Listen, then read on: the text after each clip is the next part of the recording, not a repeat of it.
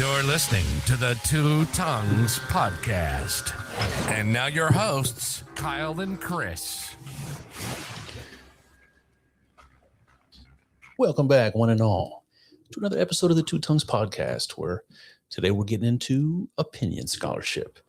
Another episode of opinion scholarship today on my boy, Carl Jung, the great psychologist. We're going to be talking about the Red Book again, part 9 of our series on the Red Book. Put my cards on the table. If we do the entire Red Book the way that I've done it so far, there'll be 20 episodes. It'll be an enormous series.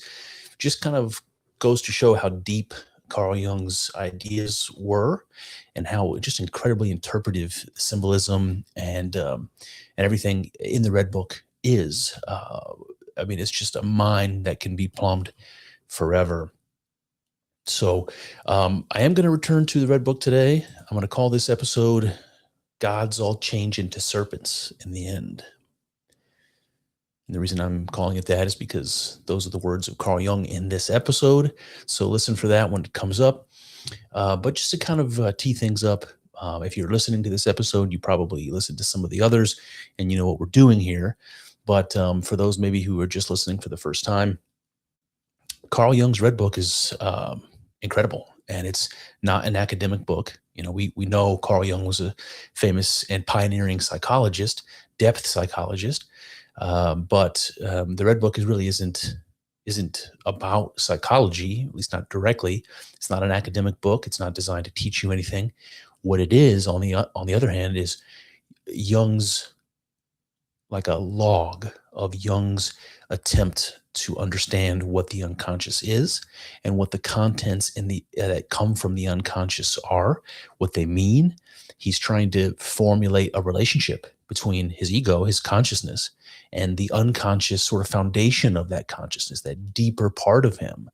It's also, in a sense, a quest to communicate with God. I don't know if Jung would say that, but I'm going to say it. You know, that part of you that's hidden, that knows things you don't know, that's eternal, that's shared between all human beings, perhaps all living things, perhaps all things, you know, that ties the world together. You know, religious people have words for that. Christians call that logos, you know, and so this is a religious exercise, even though Carl Jung doesn't come right out and talk about it that way. So I've come to kind of understand when Jung talks about the unconscious, really that's code for the divine. Something like that. So, you know, the world is made up of the sacred and the profane, as Eliade would say. It's made up of matter and spirit, and science talks about the matter part and never talks about the spirit part. And Carl Jung was a scientist. You know, he thought of himself as a scientist. He wanted to be a scientist. But the subject of his study wasn't the material world the way it is for the rest of the scientists. The subject of his study was the subject itself, was consciousness, was the psyche. Okay, this is what he wanted to study in a scientific way. The Red Book kind of proves that you have to go about that in a very unscientific way, because the thing you're studying is not like the things that science studies. And there's a paradox here. There's some tension here. And the Red Book is crazy if you read it. And you'll see that today. It's Carl Jung's attempt to do that, to understand what the unconscious is, what it contains, and try to analyze it in some way and understand it in some way. And it just goes all kinds of crazy places. And it comes with sort of revelations of a religious nature. And so I'll stop babbling here and just say, what we're going to look at today is something like what Carl Jung talked about in many of his academic books, where he would listen to people tell them about their dreams, and then he would sort of try to explain to them or help them to understand what it is the dreams are trying to tell the person. Because oftentimes, dreams about anxiety, as an example, we all have common theme, you know, like people will have dreams that their teeth are falling out, or they'll have dreams that they're naked on stage, or they'll have dreams that that relate to stress and anxiety. And Carl Jung would say there's a reason for that. It's like your psyche is trying to tell you, hey man, there's something that you're not addressing that you need to be addressing. There's something that you're avoiding, something unconscious that needs to be made conscious. And if you address it, you'll be better, you know. And so the idea that dreams with a recurring theme are particularly meaningful is something that Carl Jung pointed out. So I'll just open this up with a personal example. So, I've got my fair share of anxiety dreams over the years, but I had some when I was younger that were weird, and I still don't quite understand. But for those people who don't know, I have a sister. We were school age. We were riding the bus together, going to school together, and I had these dreams like right around high school age. The first one was I'm sitting out on the back patio in the summer, at the table, the tree, and the sun and all that. And my sister's sitting there with me, and the tree kind of hangs over the deck a little bit, right? And in my dream, a monkey, like a rhesus monkey, drops out of the tree onto the table right in between us. Like wild, savage monkey right on this table sitting between me and my sister. And immediately the monkey attacks her. Okay. Now, just so you know, I live in a place that there's no indigenous monkeys. So this is a weird thing to dream for me. And it attacks her, right? And so, I must have seen myself, as maybe still do in some ways, as her protector, like, my sister, the only sister, by the way. And so I grab this monkey and I'm struggling with it, and I'm trying to prevent it from harming her.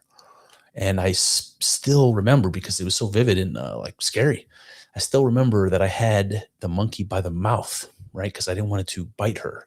So I have one hand with my fingers in its mouth holding the top jaw, and I have the other hand in its mouth holding the bottom jaw, and I'm just holding them apart, right? So the monkey can't bite and it can't do any damage.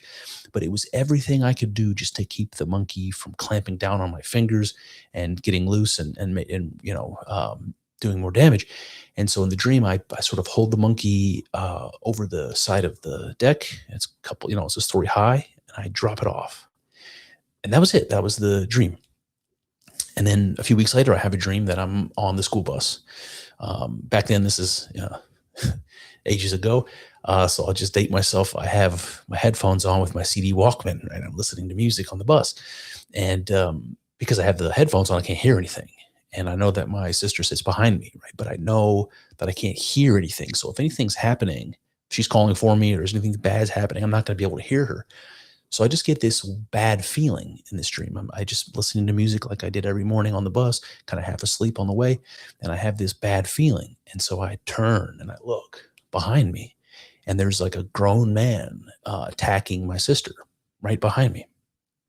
And, I just see his back, right? His back of his head, shoulders, just see his back. I don't ever see his face. And so obviously I jump up immediately. I grab him and try to pull him off of her. And he just sort of shoves me away like it's nothing, like I'm a small child, just shoves me away, and I fall over. And I just keep getting up, angrier and angrier and more violent, trying to grab him and pull him off. And every time I do, he just sort of pushes me away like it's the easiest thing in the world. And so I had these series of dreams, right? One was about a monkey attacking my sister. It was all I could do to keep him from her harming her. The other one is this stranger on the bus whose face I never saw attacking her. And I can do nothing. I'm trying, with all my effort, and I can do nothing to stop him from what he's doing. So, and I have to think about it, like what was going on at the time and what that might mean. But there, I just bring it up to tell you that I had sort of a conspicuous example of dreams that were very different, but had like a theme, right? They were different dreams, but had the same theme. And Carl Jung says that those dreams are the most meaningful. In fact, he said that the meaning of a dream is clearest when it's examined in the context of a series of related dreams. He suggests that when dreams all circle around the same center, that they're pointing us to that center, that they're trying to identify, they're trying to make us identify and understand it. Like it's telling us something, or our dreams are telling us something. Maybe it's something that we won't tell ourselves, even though it may be something we already know, right? But Carl Jung wrote a book called The Structure and Dynamics of the Psyche. This is one of his academic books. And he provides an example from one of his patients who dreamed of a house with a dangerous cellar in it, like something dangerous down there. And then she had another dream. There was a wild animal loose in the woods. And then later on, she has a dream of a neglected child crying in a dark room. And then another dream later of a threatening flood that's approaching a town. So all very different dreams, right? The content, the imagery, very different. But in each case, there's an expression of fear and danger surrounding neglect. Something's being neglected. Like whether, whatever's in the cellar, as an example, should be dealt with, right? To return the house to peace. That animal that's loose in the woods should be subdued to return the woods to safety, et cetera, et cetera. There's something being neglected which needs to be done, which constitutes a very real danger. And this is the message of those dreams. And Jung concludes that there's something his patient is neglecting, that his unconscious mind is desperately nudging him to address. Now, in the two visions of Jung's from the Red Book that we're going to be reviewing today, we encounter a similar pattern. Jung's own unconscious nudging him. So let's dig in. The first one I'm going to call The Remains of Earlier Temples. That's the name of the chapter, so it's fitting. And I'm just going to kind of give you bits and pieces of this along with my own thoughts and ideas. I'm not going to read this whole thing to you, but I'm going to give you the gist. And it is a story, so I have to kind of do it in story form. So let me just set the stage for you. Jung finds himself like in a beautiful nature scene. And two men appear on an empty road coming towards him. And he recognizes them. These are characters from previous visions. So he knows them. Like these are characters of his own imagination that came up in prior visions. And one of them is the guy from the last episode we talked about. He's called the Anchorite. He has a name. His name is Ammonius, but he's like this Christian ascetic. He's called the Anchorite. And he's somebody that Jung met in the desert and has this whole other adventure, whole other vision that we talked about before. So he bumps into Ammonius and he walks up to him. And this is how it goes. He says, I approach them. Both look at me frightened and make the sign of the cross. Their horror prompts me to look down at myself. I'm fully covered in green leaves which spring from my body. Okay, so he walks up, he says hello, and they're freaked out. They're doing the sign of the cross like a demon just approached them. And he's like, what's going on? He looks down at himself for the first time and realizes he's covered in green growing vines and leaves. Now he explains to them who he is. Like, hey, we know each other. I'm the guy from the desert, that kind of thing. And the Anchorite Ammonius says to him, I recognize you, you supreme devil. My downfall began with you, you evil spirit. You seduced me with your accursed curiosities, desirously stretching my hand after the divine mysteries, since you made me conscious that I really knew nothing about them. Your remark that I probably needed the closeness of men to arrive at the higher mysteries stunned me like infernal poison. Soon thereafter, I called the brothers to the valley together and announced that a messenger of God had appeared to me and commanded me to form a monastery. So we founded the monastery. We cultivated fat fields, and there was so much to do that the Holy Scriptures fell into oblivion. We became voluptuous, and one day I was filled with such terrible longing to see Alexandria. I was intoxicated so much by life on the ship and then by milling crowds on the streets that I became completely lost. I drank wine and wallowed in pleasure and wholly turned into an animal. All right, so interesting, right? So Carl Jung says hello to this guy who he knows, and this whole thing unfolds. He's calling him evil, a villain. Like this was not the relationship they had in the last vision.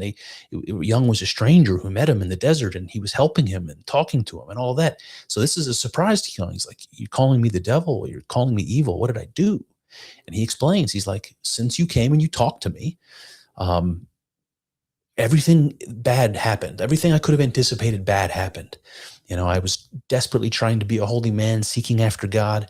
Now I rather than living in the desert seeking after God, I'm in the city. I'm in the big city. I'm in Alexandria, and I'm drinking wine, and I'm sleeping with women, and I'm doing all these things. Like it's the opposite of what I should be doing. The opposite of what I wanted. I've turned into an animal, he says. So the Anchorite blames his encounter with Jung for his moral failings. What had Jung done except to ask him about himself and challenge him? See, Jung fulfills the role of the trickster in mythology, or the adversary. That's the role he's playing here. And what's weird about this is that he's playing the trickster to this character that he created right from his own imagination. And usually the trickster is, is somebody who follows the hero around, causing trouble. And the hero is the subject of the story, right? Jung is the subject of the story. But rather than Ammonius being the trickster playing on him, Jung is the trickster playing on his own created characters here in his vision. So Jung fulfills the role of the trickster. Now, the trickster often operates like a villain, but for the purpose of forcing the story along, right? The trickster puts things in the hero's path, creates situations that will move the story along, that will help the hero kind of go through his journey. And it's strange that in this case, the subject in the dream is the one playing trickster to his embodied unconscious contents, because that's what these characters are. The characters that Jung encounters in his visions are embodiments of his own unconscious. Whatever's coming out of his unconscious get wrapped into these different characters and he plays with them. That's what his whole active imagination process is. Now, at this point, the scene changes unexpectedly. It actually kind of becomes a flashback. So it's explaining how Jung became this green man covered in leaves. And it's a scene of death and rebirth. It's a very mythological scene. And this is what he says. He says, "When I had seen death, an angry life and impulse rose up in me. I was born into life from below, and I grew up as heroes do, in hours rather than years.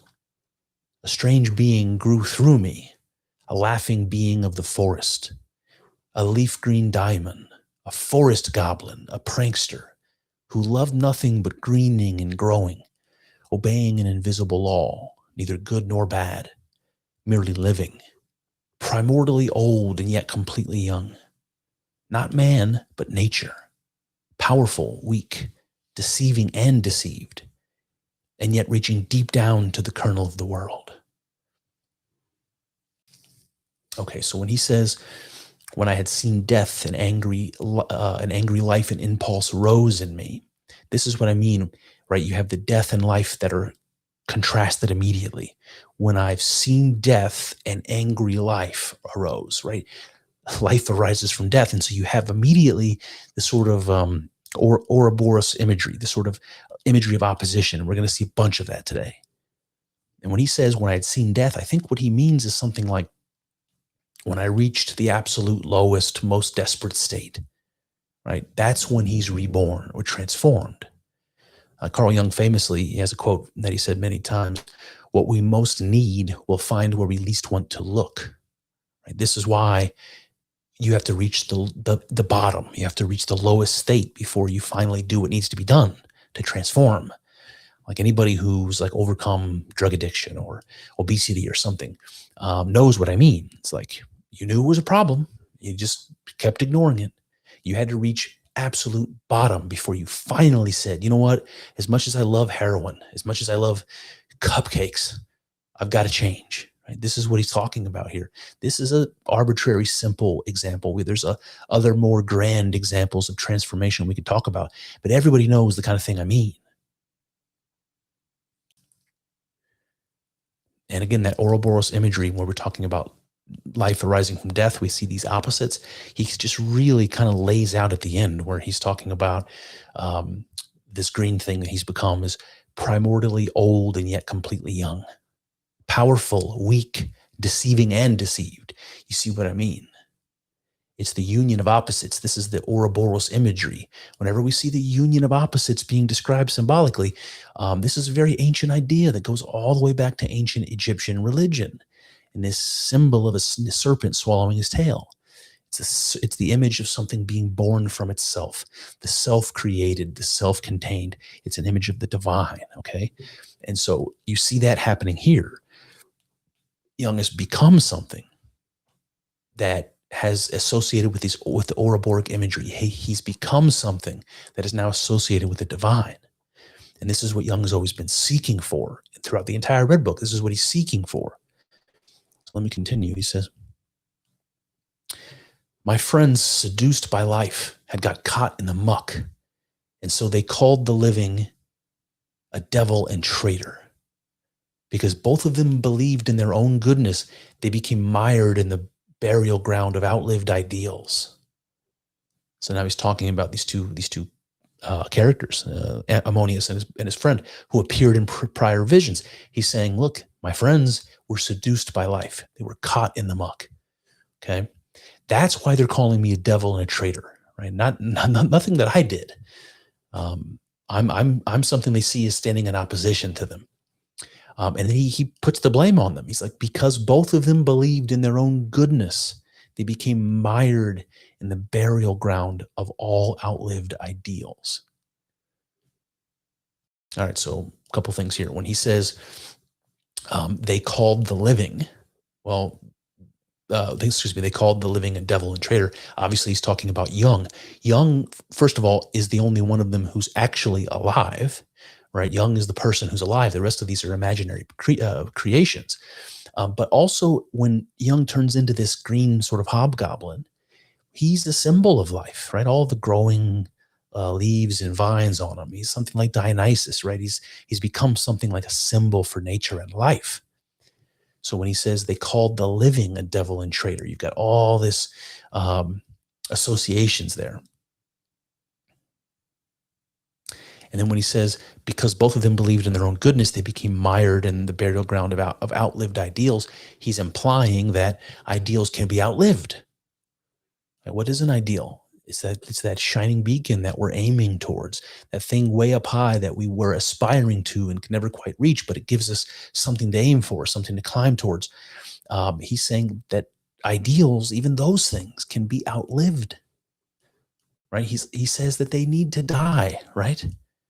So that it can be transformed the way that Jung was transformed. And their failure to voluntarily die to themselves allowed them to be seduced by the world and taken from the spiritual path. So this is a warning, maybe to Jung, but to us. He says, ideals are desired and pondered. They exist only to this extent. He who believes he is really living his ideals suffers from delusions of grandeur. He stages himself as an ideal, but ideals are mortal, so one should prepare oneself for their end. Do you not see? It was you who gave force to your ideal. If you have become a sacrifice to the ideal, then the ideal plays carnival with you and goes to hell on Ash Wednesday.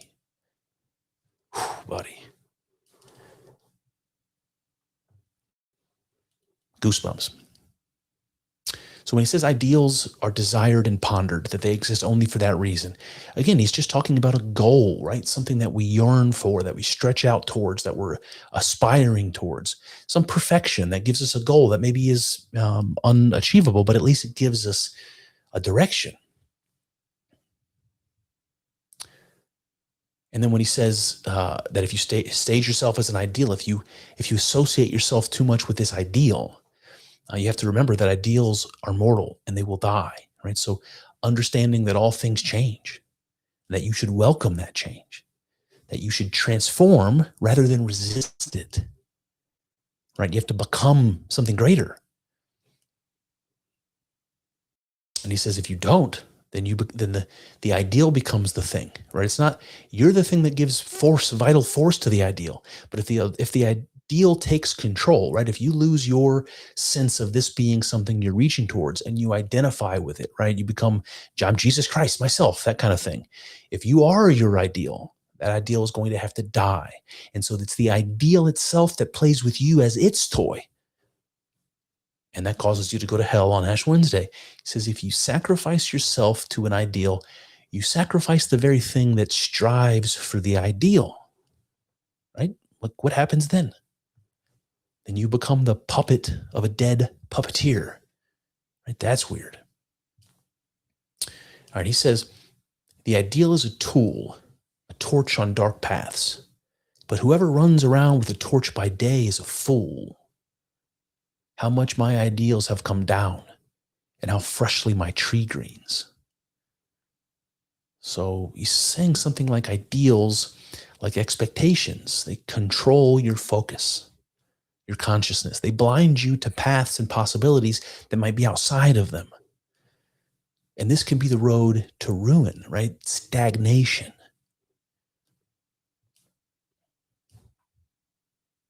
And this is why you need a new ideal. Open up your horizons. Find those paths that are going to be beneficial.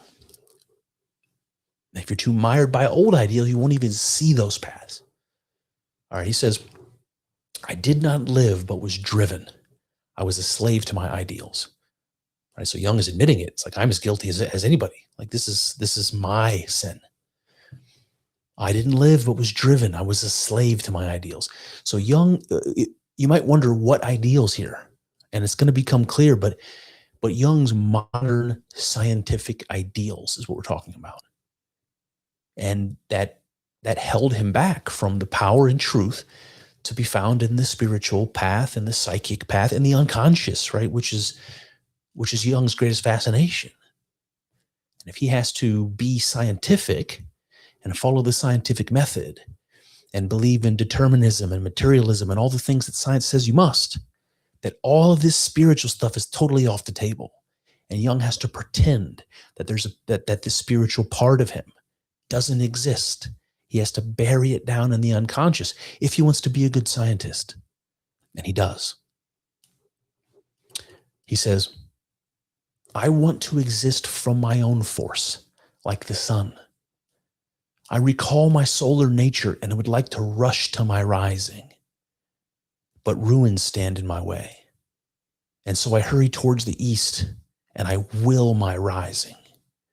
Whew, again, it's goosebumps, but I guess it's the connection between himself and the sun here. He says, I want to exist from my own force, right? Remember the Ouroboros again, to be born from yourself. He wants to exist from his own force. He wants to be his own creator.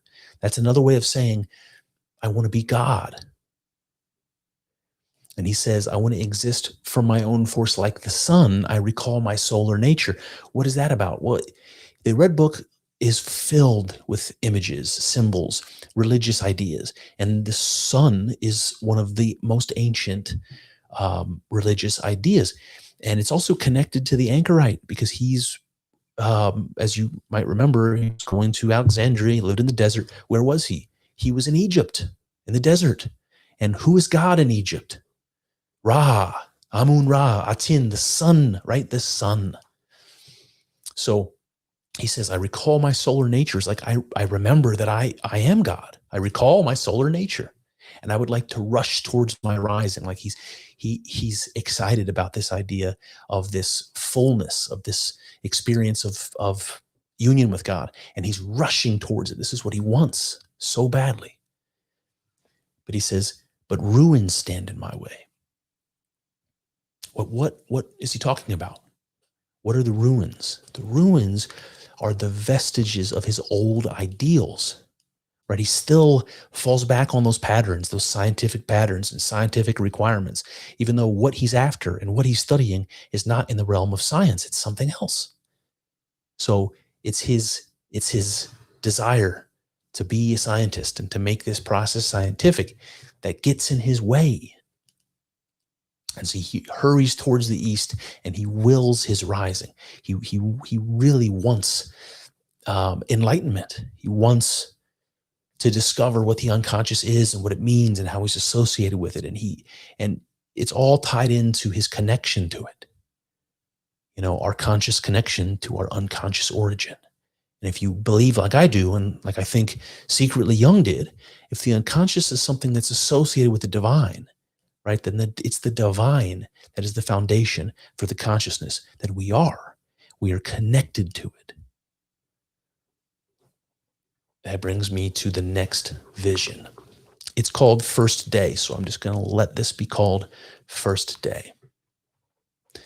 I'll tell you how the scene opens. It's a desolate, mountainous, scene, and Jung hears this mighty booming, and he says this: as I reach the pass, I see an enormous man approaching from the other side. 2 bull horns rise from his head, and a rattling suit of armor covers his chest. His black beard is ruffled and decked with exquisite stones. The giant is carrying a sparkling double axe in his hand, like those used to strike bulls. Before I can recover from my amazed fright, the giant is standing before me. I look at his face. Horror takes hold of me.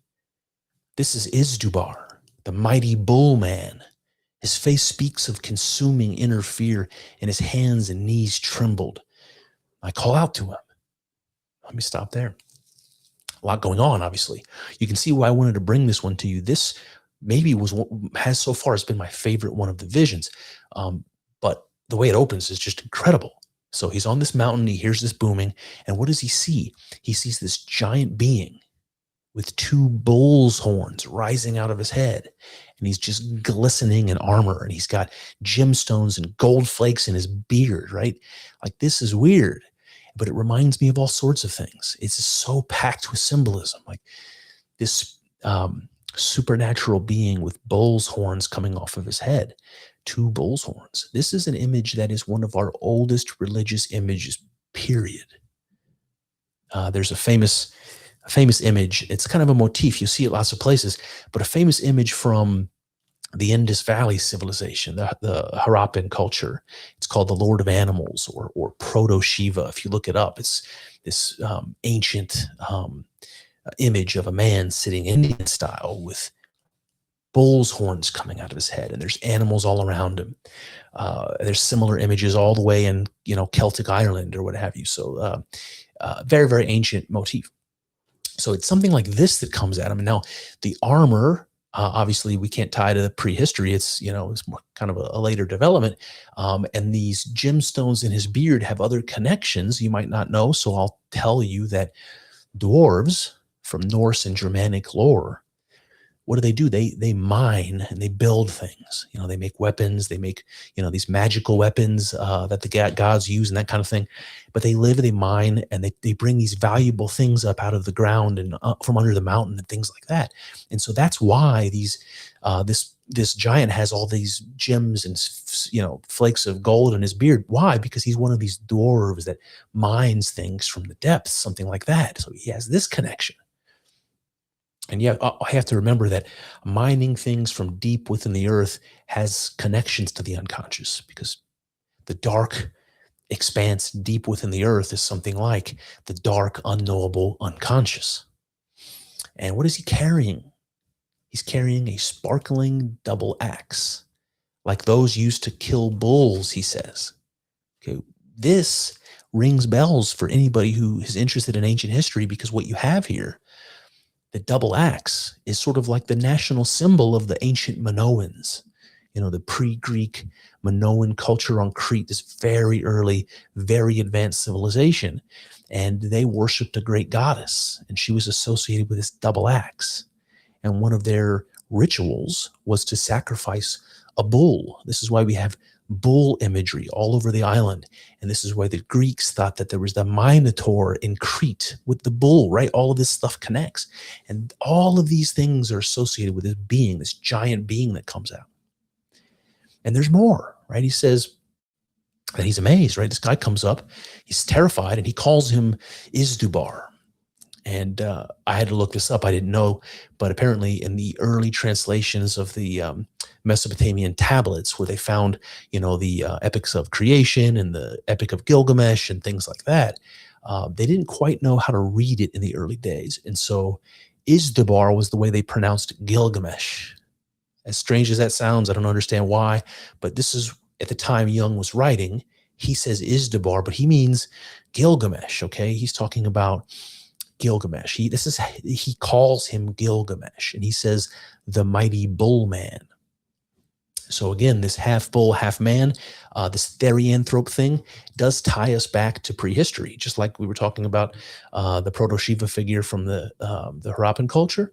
This half human, half animal motif is all over the Paleolithic painted caves. It's a very ancient expression. We also see that same kind of thing in more developed religions like the ancient Egyptians with the animal face gods and things like that. But the thing is, Gilgamesh wasn't a bull man. He was a man. He was a hero, but he wasn't half a bull.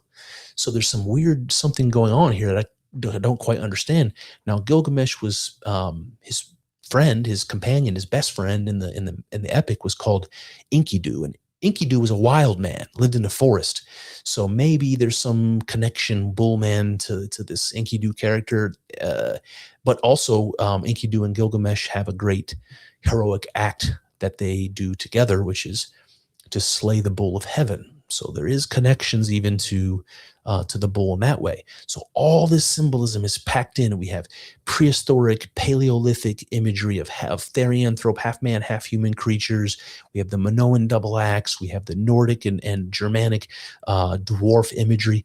All this stuff wrapped into one. So what does that tell you? It tells you that this giant that Jung is encountering in this vision represents all of religion. It represents this deep ancient tradition of spirituality and religion all wrapped up into one. Like, this is a symbol of the old, faith, of the old spirituality, something that has gone away with modernity. And then at the end you find that what kind of strikes Jung is that this crazy, giant, powerful, enigmatic being is trembling with fear. So he calls out to him. And Izdubar asks, who Jung is, where he's from. And this is what he says. He says, "From a western land whose coast washes against the great western sea." And Izdubar asks, "Does the sun sink in that sea, or does it touch the solid land in its decline?" And Jung says, "The sun sinks far beyond the sea." Izdubar, "Beyond the sea, what lies there?" And Jung says, "There is nothing but empty space there. As you know, the earth is round and turns around the sun." And Izdubar responds in a way you wouldn't expect. "Damned one," he says, "where do you get such knowledge? So there is no immortal land where the sun goes down to be reborn?" His eyes flicker with fury and fear, and he steps a thundering pace closer. I tremble. So now Jung is scared. This idea about the sun going down and being reborn, as you guys probably know, this is an ancient mythological idea. It's also an Egyptian idea, which ties it back to the Ammonius character, where they believed the sun goes down into the underworld, and the sun god has to do battle with Apophis, with the serpent of chaos, and the god wins. And that's what allows the sun to be reborn. So every night there's this cosmic battle of good against evil, and every morning the sun prevails. The unconquerable sun, right? That's what they called the sun in ancient Rome, by the way, and lots of other religious characters, Mithras and so forth. So he's like, there is no immortal land where the sun goes to be reborn, and the giant is fearful. And Jung says, "Oh, Izdubar, forgive my presumptuousness, but I am speaking the truth. I come from a land where this is proven science. Our scholars know through measurement how far the sun is from the earth. It's a celestial body that lies unspeakably far out in unending space." And Izdubar says, "Unending, did you say? Is the space of the world unending? And can we never reach the sun?" And Jung says, "Insofar as you are mortal, you can never reach the sun." I see him overcome with suffocating fear. So everything that Jung says, right, all this accurate scientific information, just causing him to be more and more terrified. Imagine this giant being with all the supernatural power and supernatural associations, trembling with fear. It's a strange thing. Izdubar says, "I shall never reach the sun and never reach immortality." Okay, so in the story here, the giant Izdubar is traveling west with the sun, seeking this immortality. The immortality that the sun represents. And just as Jung is traveling east, seeking the sun and enlightenment, like the giant's traveling with the sun, Jung is seeking the sun, and they're traveling in opposite directions to finally meet in the middle kind of thing. That's what's happened here. The story says, In the west, the sun sinks into the lap of glowing clouds and bright crimson. So in the story scene, the sun is going down. And Izdubar says, so go away, sun, thrice damned god, and wrap yourself in immortality. He collapses and sobs like a child. Imagine God collapsed, sobbing like a child. And Izdubar says, miserable worm, where did you suckle this poison? So now he's going after Jung. And Jung says, what you call poison is science. In our country, we are nurtured on it from our youth. Izdubar says, no being has ever cut me down, but your poison has lamed me to the marrow. And Jung says, had I known that my knowledge would cut you down, I would have held my tongue, but I wanted to speak the truth. And Izdubar says, you call poison truth? Is poison truth or truth poison? Perhaps you have a magic word that counteracts the poison. And Jung says, I don't doubt that your priests speak the truth. It is certainly a truth, only it runs contrary to our truth. And Izdubar says, are there two sorts of truth? Jung says, it seems to be so. Our truth is that which comes to us from the knowledge of outer things. The truth of your priests is that which comes to you from inner things. In the course of centuries, men have made discoveries through precise observations and the science of outer things. And Izdubar says, but this science is awful magic that has lamed me. How can it be that you are still alive, even though you drink from this poison every day? And Jung says, we had no choice. We had to swallow the poison of science. Otherwise, we would have met the same fate as you have. The poison is so insurmountably strong that even the eternal gods perish because of it. We prefer to sacrifice a piece of our life force rather than abandon ourselves to certain death. And Izdubar says, even the gods die. Have you no gods anymore? And Jung says, no, words are all we have. He says, I set out to the east to seek the light that we lack. Where then does the sun rise? Do you have the light we lack? All right, let's stop here for a second. So Izdubar asks, have you no gods anymore? And Jung's answer is amazing. He says, no, all we have are words. Right now, what does he mean by that? Like, a word is a concept. A god, at least to Izdubar, maybe to our ancient ancestors, a god is a reality. It's an experience, right? So we're talking about gods on one side and concepts or words on the other, like something real and something representative. Now, in a prior vision, the one just before this, when he first meets the anchorite tells Jung something that goes along with this. He says to Jung, words should not become gods, right? And all Jung has left are words. I think words represent are representations, let's say. They're representations of the thing, not the thing itself. This is like confusing your finger pointing at the sun for the sun itself, or confusing the word sun for the sun itself.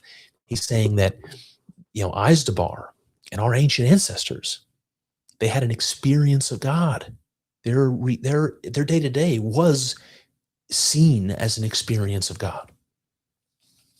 And with the supremacy of science, we've erased all of that. And we've left ourselves with these empty concepts and nothing alive, right? And this is what Jung is looking for. He says, I've set out to the east, right? The east, the place where the sun rises, because he's looking for the sun. He's looking for that divinity, right? You might even say the Eastern way or the Eastern path, which if you think about from a religious perspective, Buddhism and Taoism, Eastern religions, it is an internal path. And so as a man of science, he's concerned about the exterior world, the outside of things. And what he needs is to discover the inside of things, the thing that Izdubar represents. And he asks him, he's like, I'm going to the east to seek the light we lack. So this is Jung's own quest. I mean, he's admitting this is his own quest. to bring back the intuitive, instinctual, spiritual parts of our psyche that have been neglected, and perhaps to our detriment in some ways, in favor of a disproportional emphasis on logic, science, and the external world. And what Carl Jung always said his main goal was to make the unconscious conscious. And this is what he thinks we're here for, what we're supposed to be doing, right? So Jung is heading to the east to find the things he lacks, the things that Izdubar represents, and he asks Izdubar, where does the sun rise? Do you have the light we lack? And Izdubar says, I flourish in the light of the Eastern world, but beware of such an overpowering light. Jung says, I long for your truth. And Izdubar responds, as I long for the Western lands. Right? So Jung longs for Izdubar, what he represents, and Izdubar longs for what Jung represents. Like they long for each other. And that should start to tell you something, like we long for things that we lack, right? That's what Jung is seeking. So there should be a God part. There should be a relationship or a connection to the divine in us. And we're taught not to do that in the scientific world. And then it creates this void in us.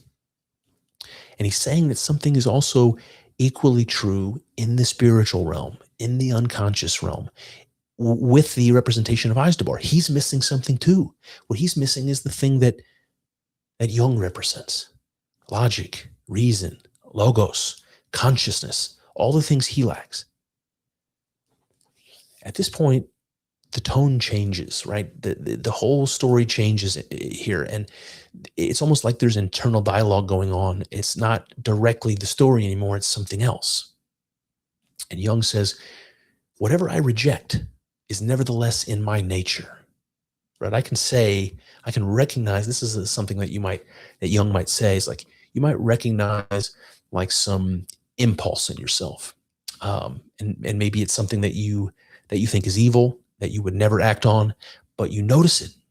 It's like the fact that you ignore it doesn't mean it's not part of you, right? That's what he's saying here. He says, whatever I reject is nevertheless in my nature. He says, I thought it was without, and so I believed I could destroy it. But it resides in me and has only assumed a passing outer form and stepped towards me. Right? What stepped towards him? It's this giant that stepped towards him. So that's the thing that he couldn't destroy because it's part of him. He says, I destroyed its form and believed that I was a conqueror, but I have not yet overcome myself. The outer opposition is an image of my inner opposition. Right? So this conflict he's having with the giant, Izdubar, the conflict he was having with Ammonius in the last one, this is an image of something in him that he's struggling with. He says, but it resides in me, right? It's only taken this passing form of the giant, of this God figure that Jung speaks with as part of him. But he neglects, right? He forgets, he dismisses in favor of scientific orthodoxy. No, there's no spiritual thing in me because that's not something that can be measured by science. See what I mean? It doesn't mean it's not part of him. It's just something he's ignoring, something he's burying down in the unconscious, something he's pretending isn't there. And that's why he said, I destroyed its form and believed I was a conqueror, but I have not yet overcome myself. He goes on. He says, as I moved towards the east, one from the east hurried towards me. I wanted light. He wanted night. I wanted to rise. He wanted to sink. I was dwarvish like a child, and he was enormous like an elementally powerful hero. We hurried towards each other. He strong, I weak. He God, I serpent. He unknowing, I knowing. So that might be another way of saying that might be he, the unconscious, the spirit, I, the conscious and material. And they're hurrying towards each other, right? One one going to the east, one going to the west, hurrying towards each other, seeking each other. And this is a point in the story where something interesting happens, which happens in the Red Book from time to time. It's almost like a new character enters. And there's a couple of these characters that get introduced early in the book, but the interesting one is called the Spirit of the Depths. And whenever the Spirit of the Depths is speaking, they italicize it in the book, so it's something different's happening here. And this is what happens. The Spirit of the Depths starts speaking. So it's just like pause the story. Somebody else has something to say. And he says, "Alas, he is my dearest, most beautiful friend, he who rushes across, pursuing the sun and wanting to marry himself with the immeasurable mother as the sun does. How closely akin, indeed, how completely one are the serpent and the god." Man, oh man. All right, there's a bunch here for being such a short sentence here. So he says, he is my dearest, most beautiful friend, right? This is the terrifying monster that Jung is speaking with, who rushes across. But listen to this, pursuing the sun, right? We knew he was doing that, and wanting to marry himself with the immeasurable mother as the sun does. So what is he talking about here? He's making a reference to this mythological theme called the eros gamos, the sacred union or sacred marriage. This is something that happens in mythology all over the world, but in particular in Egyptian mythology.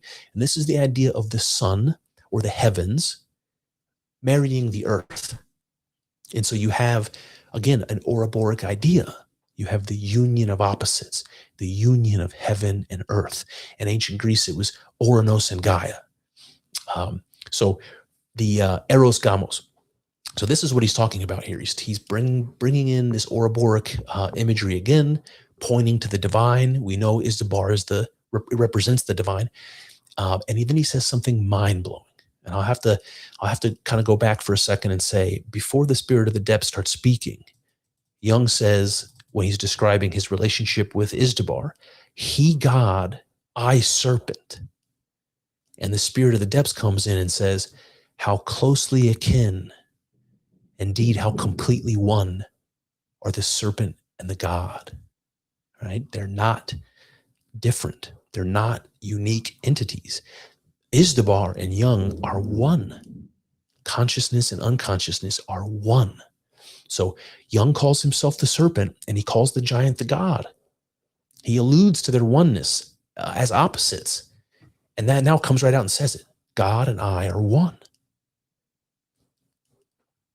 And now we go away from the Spirit of the Depths, back to the main story, and Jung says, the ancients called the saving word the Logos, an expression of divine reason. So much unreason was in man that he needed reason to be saved. If one waits long enough, one sees how the gods all change into serpents in the end. This is also the fate of the Logos. In the end, it poisons us all. So what is he saying here, right? The Logos, for those who aren't familiar with the Greek philosophical view or the Christian view, the Logos is order, okay? It can be associated with that which makes the world intelligible, order, pattern, consciousness, that sort of a thing.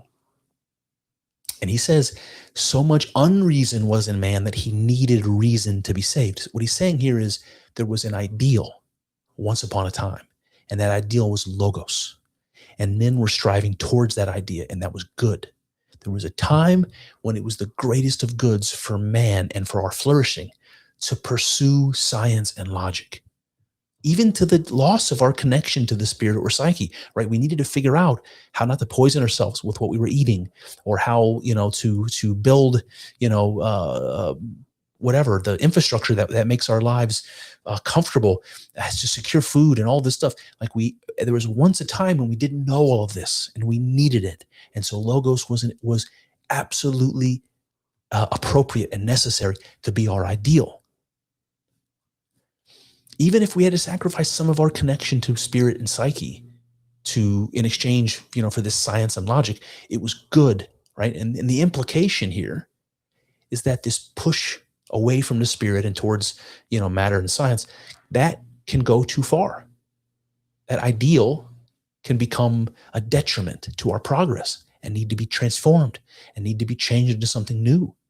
And we've gone way past this threshold without ever realizing it, and are in need of restoration, of balance. We're in need of more of this spiritual in our lives and less of this material, this dead, empty, deterministic science and scientific worldview. We need less of that at this point. We've got most of what the good things, that the logos, that having that logos as an idea makes available to us. Now we need to start coming back the other direction because we've lost something. So logic, in its quest to separate the wheat from the chaff, eventually becomes adversarial to the spiritual things. And that's the situation we're in. That's the situation Jung is describing. Now it gets real good. He says, he came to me from the east, from just that place which I was seeking. And I recognized that he was striving for precisely what I had abandoned. You need to undertake only half of the way. He will undertake the other half. The high blazing flame is the middle way, whose luminous course runs between the human and the divine. The human is the face of the Godhead. And then you see that the God also trembles since he stands confronting his face, his observing gaze in you, and he feels unknown power. The God is afraid of man. I sense that he is my lot, my brother, who abided and grew in the light while I was in the darkness and fed myself with poison. It is good to know such things. If we are surrounded by night, our brother stands in the fullness of light doing his great deeds, tearing up the lion and killing the dragon. And he draws his bow against ever more distant goals until he becomes aware of the wandering sun high up in the sky and wants to catch it.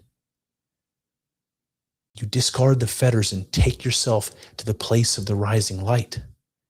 And thus you rush towards each other. He possesses in abundance what I lack. Consequently, I will also not let him go. Hence, I abide with him in the long, cold night. Okay. First, there's just so much good stuff here. Like this whole thing where he says, the high blazing flame is the middle way, whose luminous course runs between the human and divine. He says the human is the face of the Godhead.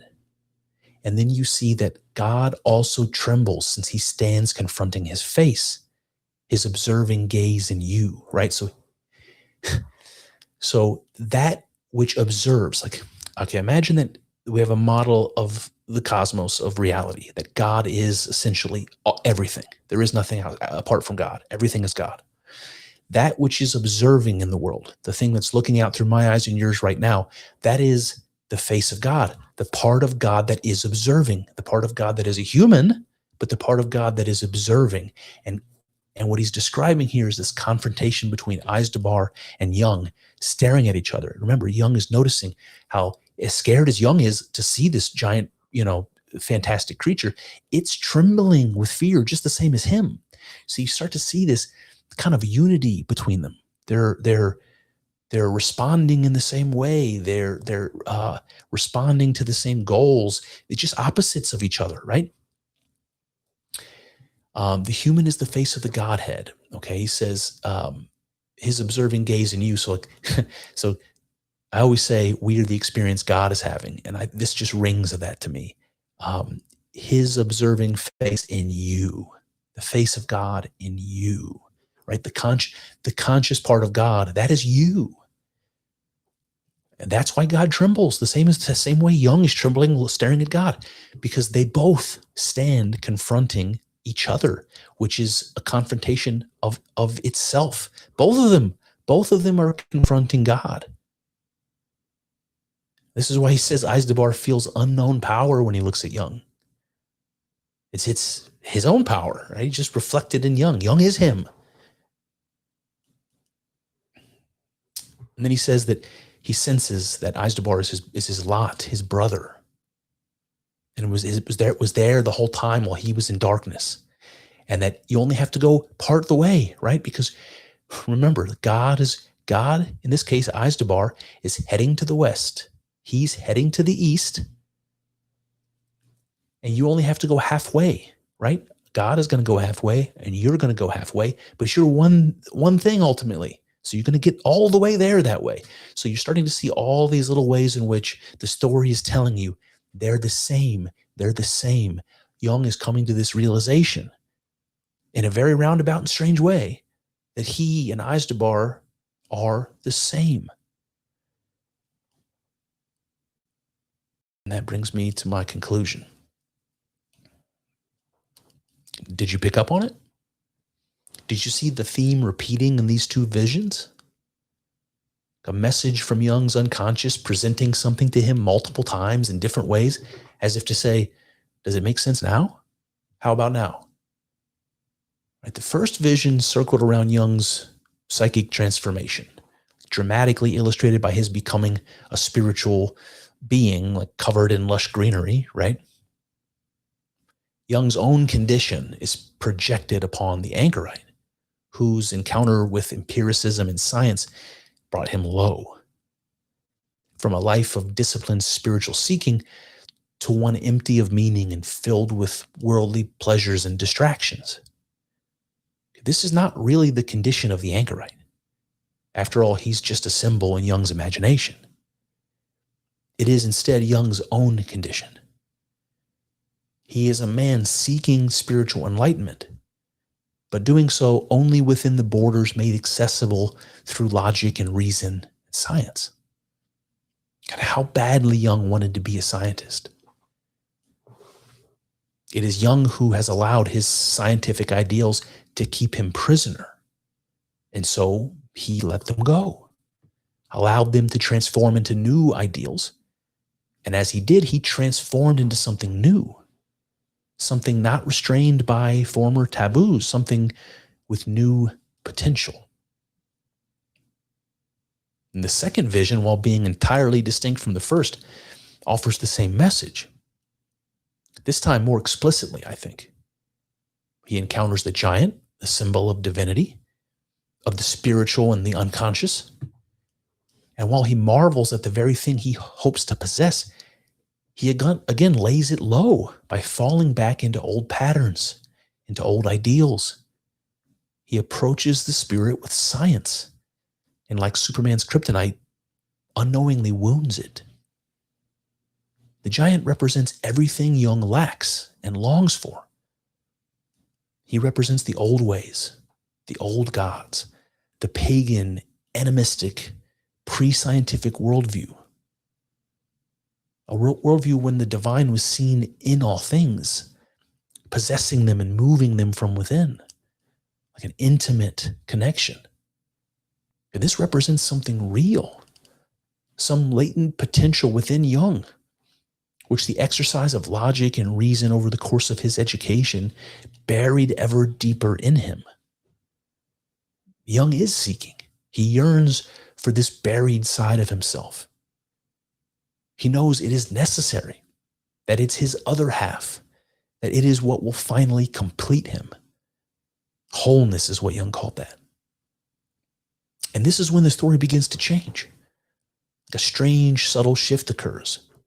It begins when Jung notices that the giant travels west, moving with the sun, just as he himself moves east in chase of it. And the sun, of course, is a symbol of the divine, like Ra or Apollo or what have you. And we begin to see a relationship between Jung and the giant, a relationship of opposition. They are positioned as the reverse of one another, like the head and tail of a single coin. Later in the vision, this is expressed again when Jung says to the giant, "I long for your truth." And the giant responds, "As I long for your western lands." It seems they long for each other. And then a revelation. Jung realizes something and says, "Whatever I reject is nevertheless in my nature." He realizes that the giant represents what he and his science have rejected. The reality of the unconscious, the spirit, the divine. But what he has rejected is nevertheless in him, right?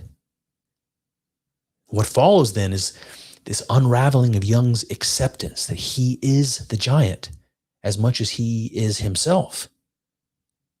He says, as I moved towards the east, one from the east hurried towards me. I wanted light, he wanted night. I wanted to rise, he wanted to sink. I was a dwarvish like child. He was an enormous, elementary, powerful hero. We hurried towards each other. He strong, I weak. He God, I serpent. And in this Ouroboros reverie, we see Jung and the giant on a collision course with each other, slowly recognizing their oneness from the very start, until the spirit of the depths whispers the punchline. He says, how completely one are the serpent and the God. And Jung recognizes that he is the serpent who poisoned himself to God, and that he is both God and serpent. The thing he's been seeking has been within him all along. Well, there you have it. That's one avenue explored, but infinitely more still to go. I hope you enjoyed thinking along with us. I know. It's not easy work. Thinking. It's hard and full of uncertainties, but I'm grateful for the company as we trek through this together. Here's to hoping that the juice is worth the squeeze. See what I did there? Let's find out together in the next episode.